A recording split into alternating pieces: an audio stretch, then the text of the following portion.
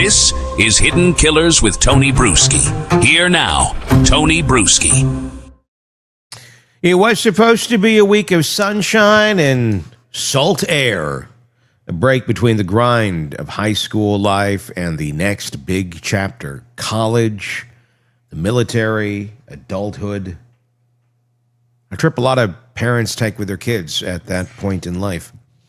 18-year-old Anna Kepner boarded the Carnival Horizon in early November of 2025, leaving the port of Miami bound for the Caribbean. She was a senior at Astronaut High School in Titusville, Florida. A straight-A student, a cheerleader, a future military recruit. Friends say she was one of those rare people who could walk into a room and lift the energy just by being there. Bright, driven, grounded.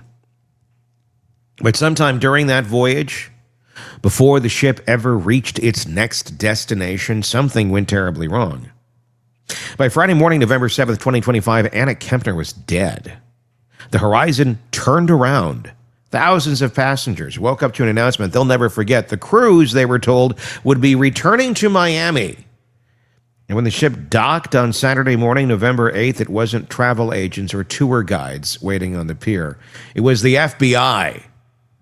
Carnival Cruise Lines issued a short, carefully worded statement confirming that a passenger had died and that they were cooperating fully with authorities. They said their thoughts were with the family.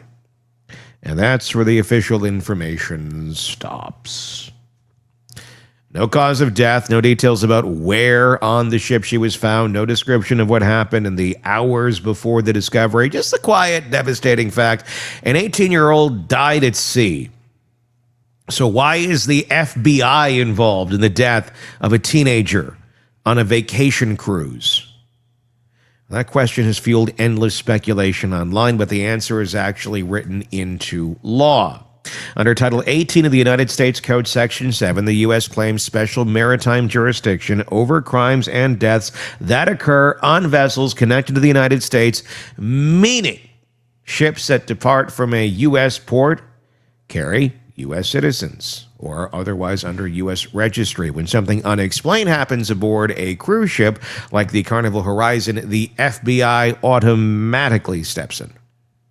They work with the U.S. Coast Guard, the ship's internal security, and the medical examiner once the vessel docks. The Bureau's role isn't limited to foul play investigations. It covers any suspicious or unusual death at sea, and an 18-year-old dying, it's kind of unusual. Doesn't usually just happen.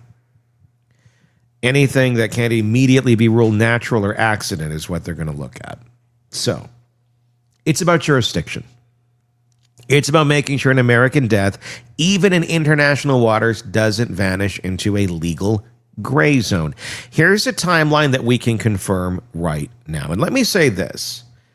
With all that being pointed out, all that understanding being in your mind, it doesn't mean something suspicious didn't happen either. It just simply means we don't know. It means that when they dock and they don't know what happened exactly, the FBI is who's going to get on board. It's not going to be the local police. It's not going to be this. It's going to be the FBI. That's who gets that call. So they're going to be there pretty much regardless in a situation like that. So again, here's a timeline that we can confirm.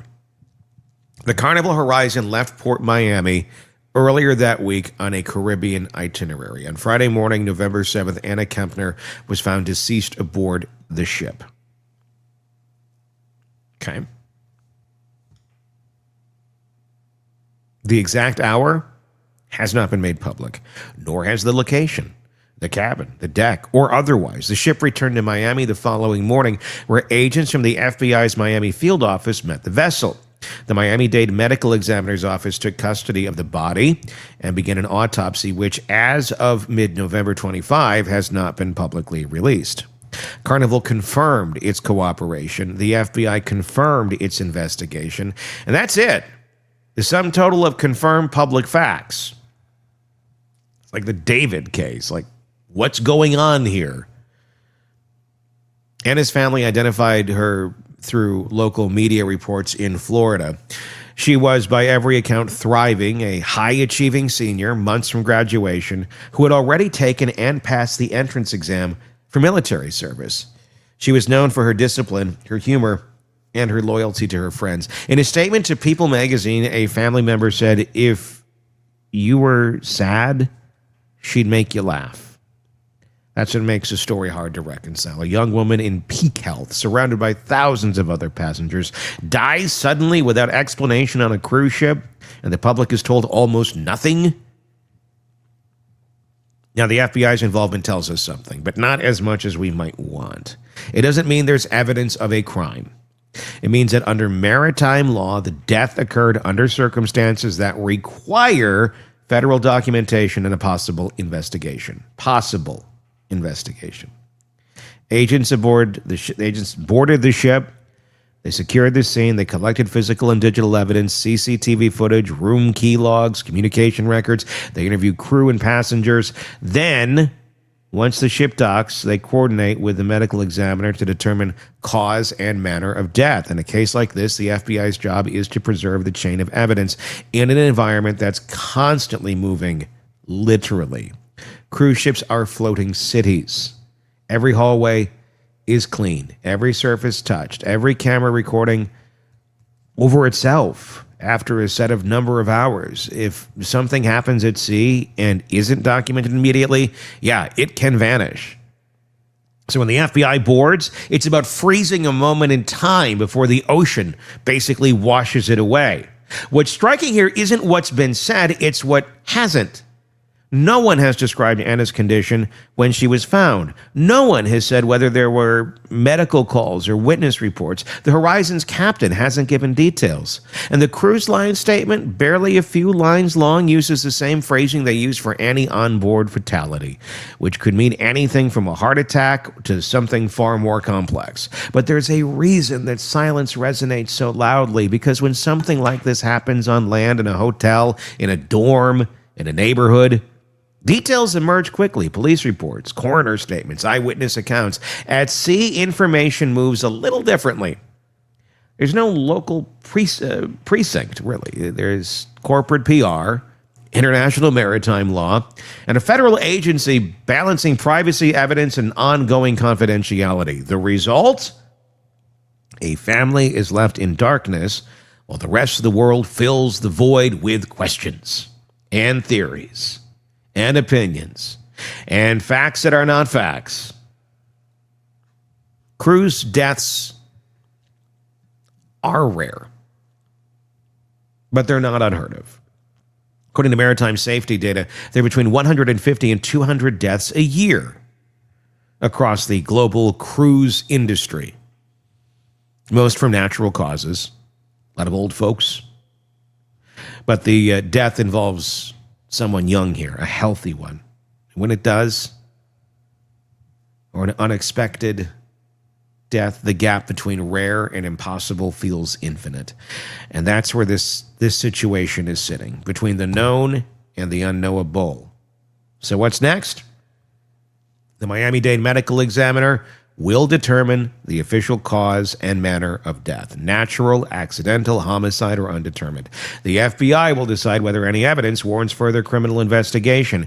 If the death is ruled natural, the report may close quietly. If not, we may see federal filings or a Department of Justice release later this year. Until then, all anyone can do is wait and keep asking the same question: how does an 18-year-old vanish into silence on a ship full of people?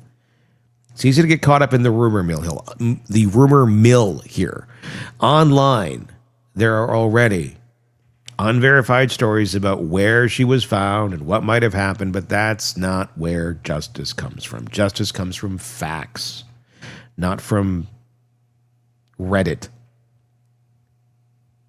from the chain of custody, from the people tasked with entangling what really happened.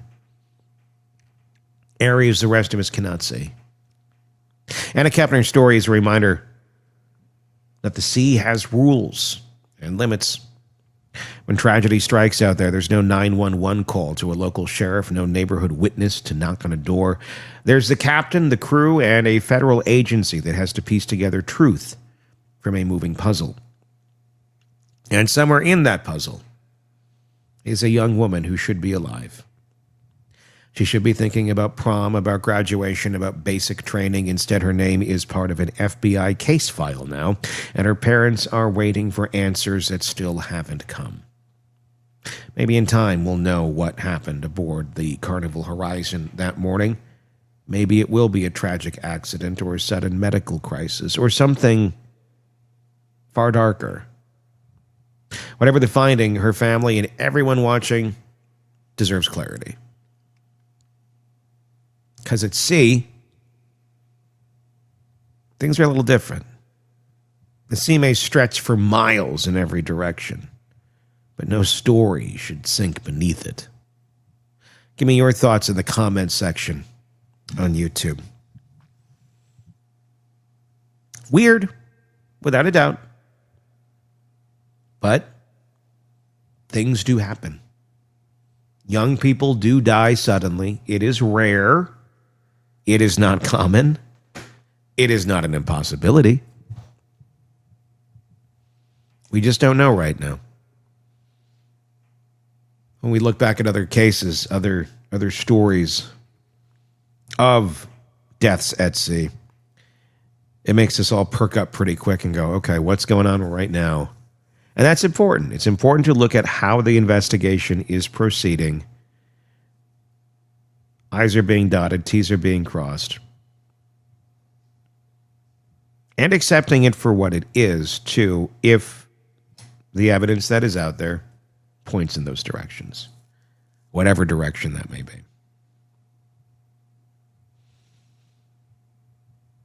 We'll keep watching this. Press subscribe so you don't miss any of our coverage. I'm Tony Brueski. We'll talk again. Want more on this case and others? Then press subscribe now and don't miss a moment of true crime coverage from Tony Brueski and the Hidden Killers podcast.